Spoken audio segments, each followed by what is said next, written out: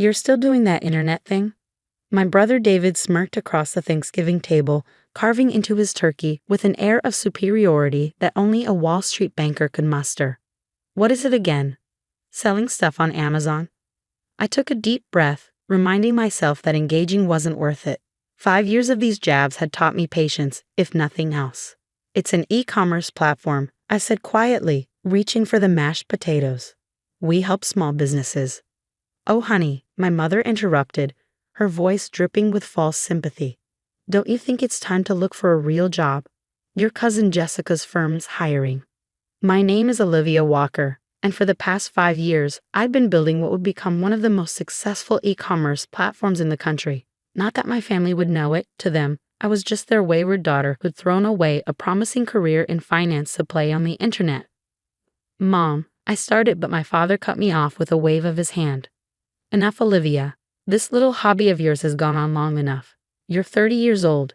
It's time to grow up and join the real world. The real world. As if spending 18 hours a day building a company from scratch wasn't real enough. As if the thousands of businesses using my platform weren't real. As if the millions in revenue we were generating wasn't real money. But they didn't know about any of that. I'd stopped sharing details of my business with them years ago, when it became clear they weren't interested in understanding what I was building. To them, success only counted if it came with a corner office and a prestigious company name. Speaking of the real world, David chimed in. Did you hear about my latest deal? Closed it yesterday, biggest merger in the firm's history. My mother beamed, reaching across the table to squeeze his hand. That's wonderful, darling. Will this mean another promotion? I pushed my food around my plate, letting their conversation wash over me. It was always like this. David's achievements celebrated, mine dismissed. He was following the path they understood. Prestigious college, Wall Street job, steady climb up the corporate ladder. I dared to do something different, and in their eyes that made me a failure. Later that evening, as I helped my mother clean up in the kitchen, she tried again. Olivia, sweetheart, I'm just worried about you. All this time alone, staring at computer screens. It's not healthy. I scrubbed a pan with more force than necessary. I'm not alone, Mom. I have a team now, 20 people actually. She paused, dish towel suspended midair. You have employees? Yes, I said, keeping my voice level. We moved into a real office space last month. For a moment, I saw a flicker of interest in her eyes.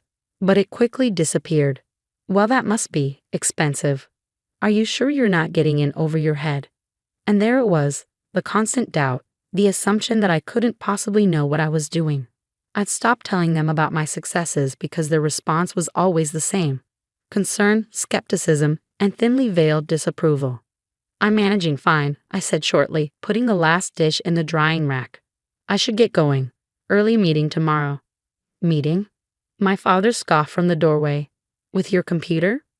I grabbed my coat and purse, fighting back the urge to tell him exactly who my meeting was with, one of the largest venture capital firms in Silicon Valley.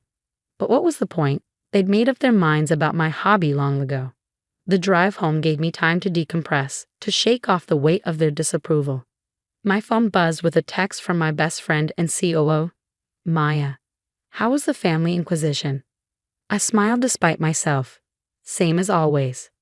David's a genius, I'm wasting my life. You know, the usual. If they only knew, she replied. Can't wait to see their faces when the news breaks. Ah yes, the news. The thing I'd been sitting on for weeks now, wanting to tell my family but knowing they wouldn't understand its significance. The Forbes article was scheduled to come out in less than a month, featuring our company in their annual 30 Under 30 list. But it wasn't just that. They were doing a full profile on our Me2Work rise in the e-commerce space. I pulled into my driveway, my modern townhouse a stark contrast to the modest suburban home I just left. Another sign of success I kept quiet about. My family still thought I lived in my starter apartment, barely making ends meet. Inside, I kicked off my heels and settled onto my couch, opening my laptop to check the day's numbers. Even on Thanksgiving, our platform never slept. The dashboard showed over $500,000 in transactions processed just today, a slow day given the holiday. 5 years ago, this had all been a dream. I was working 60-hour weeks at a prestigious financial firm, doing exactly what my parents wanted and feeling completely unfulfilled. The idea for my platform came from watching small business owners struggle with online sales. They needed something simpler, more intuitive, more integrated than what was available. I started building it nights and weekends, learning to code through online courses, piecing together the foundation of what would become Walker Commerce. When I quit my job to pursue it full-time, my family thought I was having a mental breakdown. She's throwing away everything she's worked for, I overheard my mother telling her friends. And for what? Some website. Those early days were brutal. Living on savings, working from my tiny apartment, dealing with endless technical challenges and skeptical potential clients. But slowly, steadily, it started to work. Small businesses signed up. The platform grew. Revenue started trickling in. I hired Maya first, my old college roommate who'd been quietly cheering me on from the beginning. She left her corporate job to join me, believing in my vision when even I had doubts. Together, we refined the platform, expanded our services, and started building a real company. My phone buzzed again. An email from our lead developer about a new feature launch. I responded quickly, then noticed another message from our PR team about the upcoming Forbes piece. They wanted to schedule a photo shoot next week. A photo shoot for Forbes magazine. Sometimes it still felt surreal. The next morning, I was in our office early as usual. The space was modern and open, with exposed brick walls and huge windows, a far cry from the corporate cubicles my family thought represented success. Our team would be in later, but I liked these quiet moments to focus on strategy. "You're here early," Maya said, walking in with 2 cups of coffee. She handed me one, settling into the chair across from my desk, still recovering from family fun. I took a grateful sip, just the usual drama. Dad asked if I was still doing that internet thing. Maya rolled her eyes. As opposed to what he's doing, running the same insurance agency his father started 50 years ago. "Hey," I protested weakly, "that's a real business." "Right," she laughed, "because helping thousands of small businesses succeed isn't real enough." She had a point. Our platform had processed over $100 million in transactions last month alone. We'd helped countless small businesses survive and thrive during the pandemic by giving them easy access to online sales. Our latest valuation put us at just over $500 million. But try explaining that to people who thought success meant wearing a suit and sitting in meetings all day. "The Forbes piece comes out in 3 weeks, Maya reminded me. "Have you decided how you're going to tell them?" I sighed, leaning back in my chair. "I was thinking of just letting them find out when it publishes. Is that petty? After 5 years of them dismissing everything you've built?" "No, it's not petty. It's karma." Our conversation was interrupted by the arrival of our development team, eager to show us the latest platform updates. Soon the office was buzzing with activity. Designers collaborating on user interface improvements, customer service reps helping clients optimize their stores, marketing team members planning our next campaign. This was my real world. A thriving company built from nothing but an idea and relentless determination. Every person here believed in what we were doing, understood the vision I had from the beginning. Unlike my family, they didn't need to see my name in Forbes to know we were building something extraordinary. Later that afternoon, I had a video call with our newest board member, a veteran tech entrepreneur who'd invested in our latest funding round. "The numbers look fantastic," he said, reviewing our monthly report. "You've built something remarkable here, Olivia. Not many founders can scale this fast while maintaining such strong fundamentals." I smiled, remembering my father's dismissive comments about my little hobby. "Thank you," I said. "We're just getting started." Indeed, the Forbes piece should help with visibility. Have you thought about how this might change things? I had thought about it, probably more than I should have. The article wouldn't just announce our inclusion in the 30 under 30 list. It would detail our growth, our valuation, our impact on the e-commerce landscape. It would make public everything I kept quiet about for years. "I'm prepared for the attention," I assured him. "We've got a solid PR strategy in place."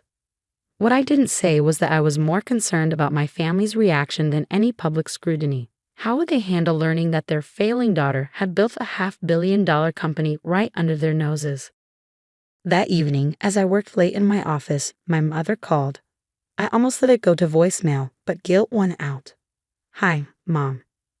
Olivia, honey, I've been thinking about what we discussed yesterday, she began, her voice taking on that careful tone she used when she thought she was being helpful. Jessica's firm really would be perfect for you. They even offer great benefits. I pinched the bridge of my nose, staring at the multiple monitors on my desk displaying our platform's real-time analytics. Over 10,000 transactions have been processed just in the time since she'd started talking. Mom, I appreciate the thought, but I'm not looking for a job. My business is doing well. But is it stable? Do you have health insurance? A retirement plan? These are important things, Olivia. I thought about our comprehensive benefits package, the equity all our employees received, the 401 matching we'd implemented last year. But explaining any of that would just lead to more questions I wasn't ready to answer. I'm fine, Mom. Really. She sighed, that heavy, disappointed sound I'd grown so used to. I just don't understand why you won't consider other options. Your brother. I have to go, I interrupted. I have a call with our West Coast team. After hanging up, I sat in silence for a moment, looking around my office. The wall opposite my desk displayed our company values in bold letters: innovation, integrity, impact. Below them hung framed articles from various tech publications praising our platform's innovations. None of them meant anything to my family. They weren't from the Wall Street Journal or Financial Times, so they didn't count.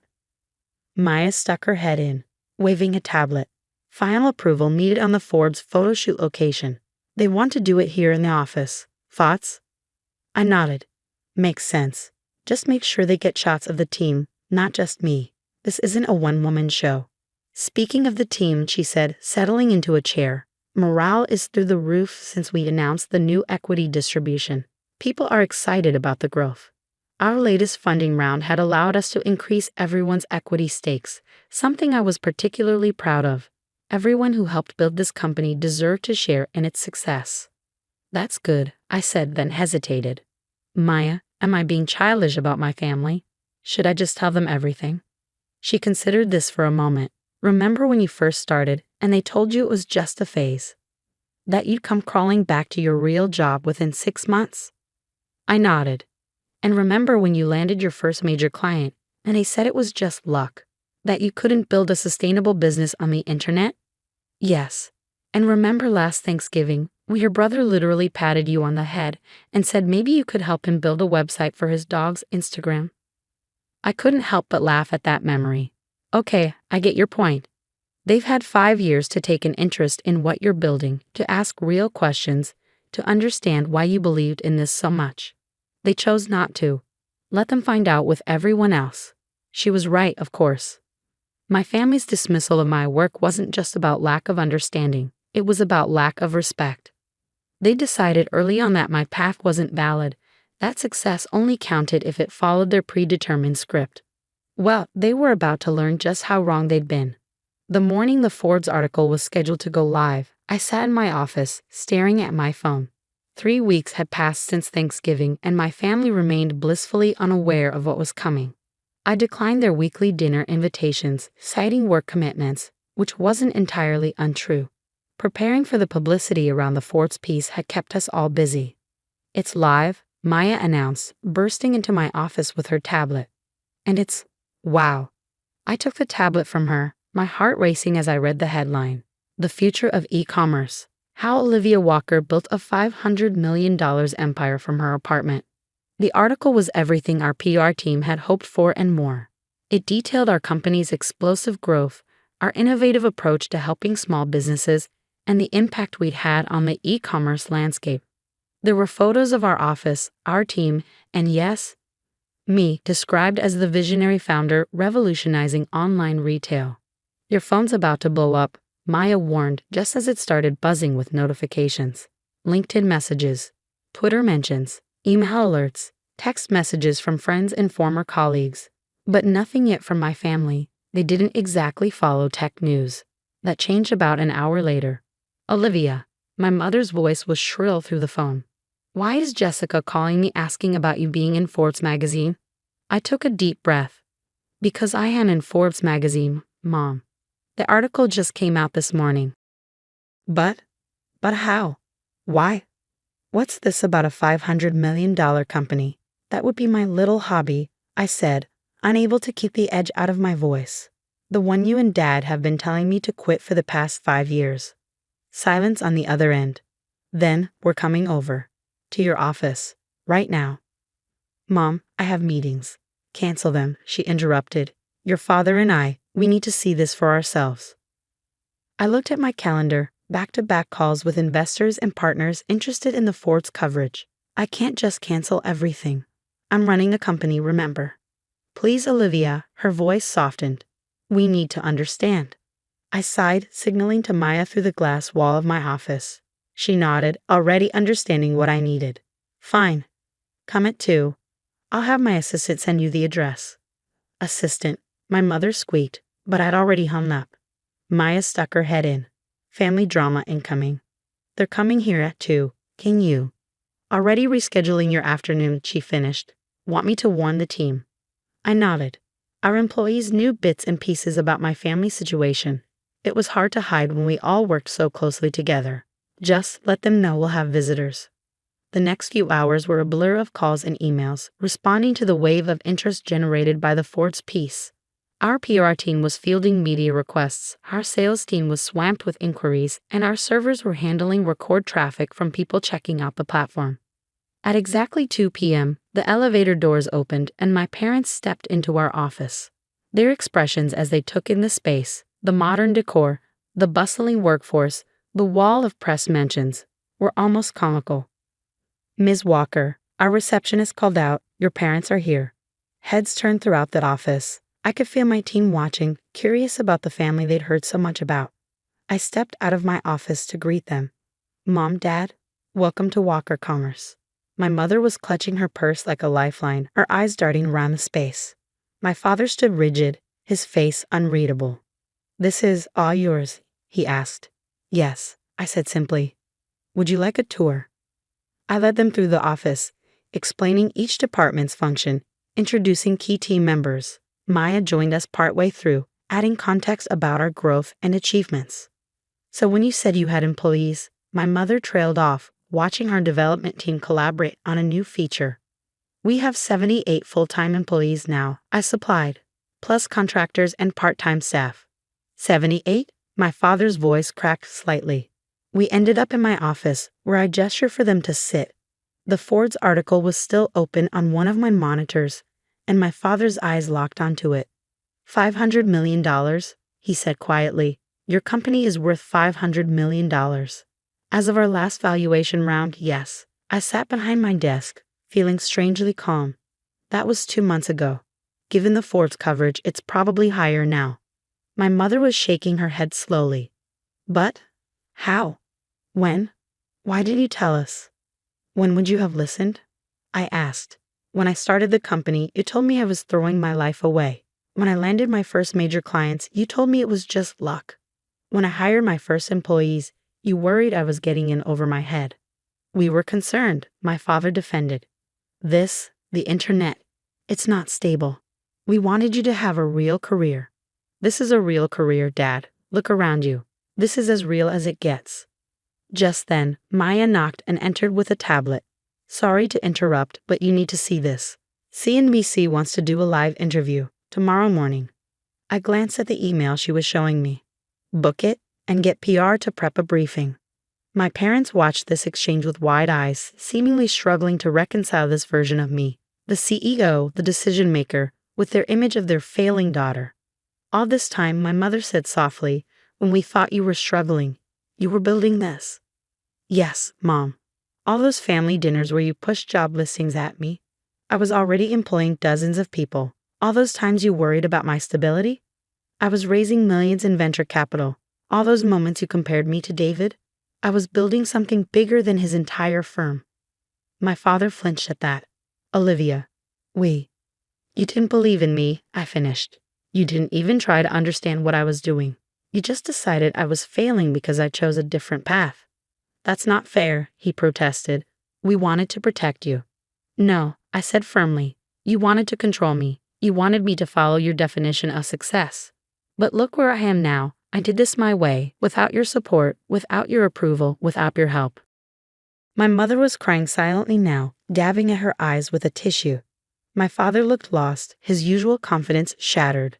I think, he said slowly, we owe you an apology.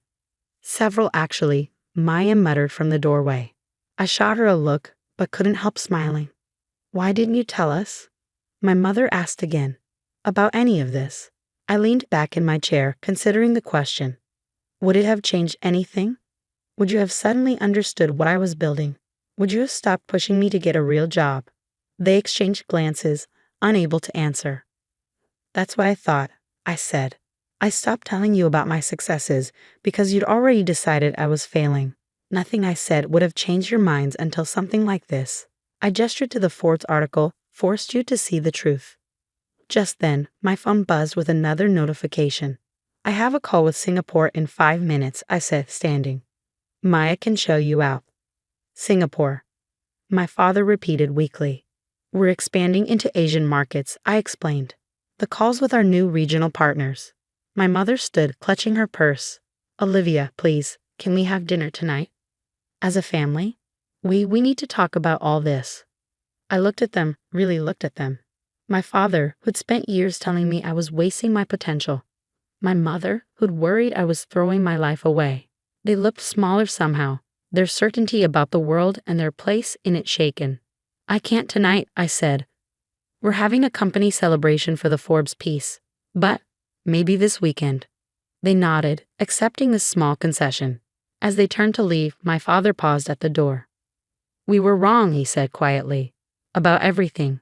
I hope you can forgive us. After they left, Maya returned to my office. Well, that was intense. I laughed, but it came out shaky. 5 years of dismissal and doubt, ended by one magazine article. Not just any article, she corrected. A Forbes profile about the $500 million company their failing daughter built while they weren't paying attention. That evening, at the company celebration, I looked around at my real family, the team that had believed in me, worked with me, helped build this dream into reality. We'd done this together, proving that success doesn't always look like what others expect it to. My phone buzzed with a text from David. Just saw the Forbes piece. Holy shit, sis. Why didn't you say anything? I smiled, typing back. You mean about my little internet hobby? The next few weeks were a whirlwind of media appearances, speaking engagements, and endless congratulatory messages. My parents attended every interview they could find, sitting in the audience with expressions somewhere between pride and embarrassment. At the first family dinner after the Forbes reveal, the dynamic was completely different. Gone were the job suggestions and worried looks. Instead, they asked real questions about the business, actually listening to my answers. I still can't believe it, my mother said, passing the salad. All this time when you thought I was failing. I finished. Maybe that's the lesson here. Success doesn't always look the way you expect it to. David, who'd flown in specially for the dinner, shook his head. I feel like such an idiot. All those times I made fun of your website. You were an idiot, I agreed cheerfully. But at least you admit it now. My father cleared his throat. Olivia, I've been thinking. The agency, maybe it's time we looked at modernizing our systems. If you think your platform could help. I smiled, remembering all the times he dismissed online business as a fad. I'll have my team reach out to you next week. We have a great solution for insurance agencies. The irony wasn't lost on any of us. The daughter they thought was failing was now in a position to help modernize the family business. Later that night, as I drove home, I thought about how success is often quietest just before it becomes undeniable. For years, I'd worked in relative obscurity, building something my family couldn't understand or appreciate. But I believed in my vision, even when no one else did. My phone buzzed with a message from Maya. CNBC tomorrow morning. Ready to shock more people who underestimated you? I smiled, thinking about all the other dreamers out there, facing their own doubting families, their own uphill battles. Maybe my story would help them hold onto their vision, even when everyone else called it a hobby. Because sometimes the biggest success stories start with someone saying, "You'll never make it," and one person deciding to prove them wrong.